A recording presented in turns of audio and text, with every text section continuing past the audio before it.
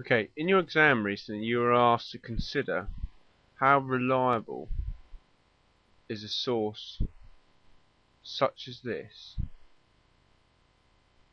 and what you would need to do to find that out is look at who wrote it, why they wrote it, and what is it.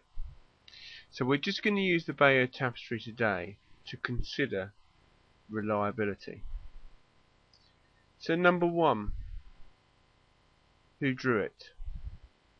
Well, we know from history that it was most probably drawn, or sewn really, by English seamstresses somewhere in Kent, some 15 or 20 years after the battle it began, and it would have taken a number of years, 15 or 20 years, to complete. We obviously know very little about the type of people that drew them, but we do know the person that paid or commissioned the drawing or the tapestry. His name was Bishop Odo. He was the half brother of William. So let's think about that. He's the half brother of William. He's loyal to William. He does not want to upset William. He's his half brother, but also he gets jobs from William, praise, money, perhaps more land if he does things for William that William likes, appreciates, or wants. So Bishop Odo has every reason to make William look strong and powerful.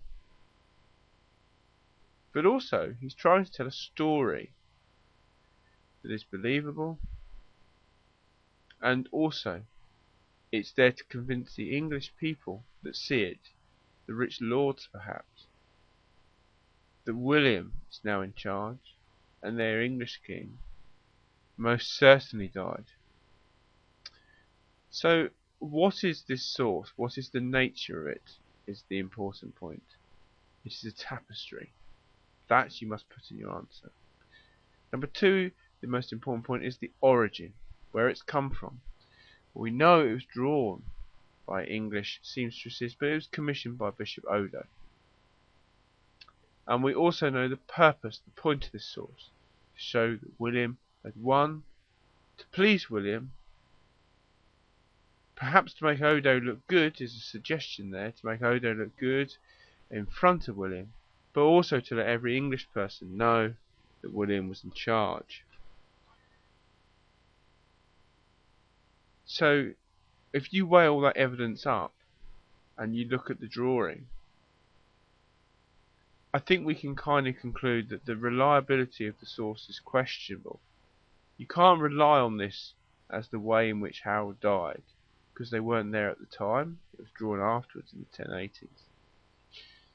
It was asked to be drawn by Bishop Odo. We don't know what involvement he had in the piece, but we certainly know that he wouldn't have made something be asked to be drawn that was something that would annoy or anger William. So in that circumstance, because he's a Norman, William's a Norman, it is a little bit unreliable in that way, but we have to consider that it may not be reliable. And also, the most important thing here as well is your own knowledge.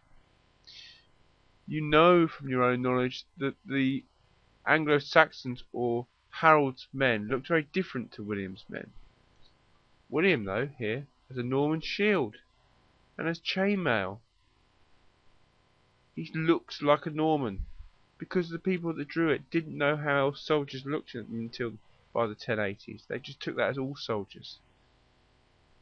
Here on the horse, the Norman looks exactly the same as our Harold here, if this is Harold, of course.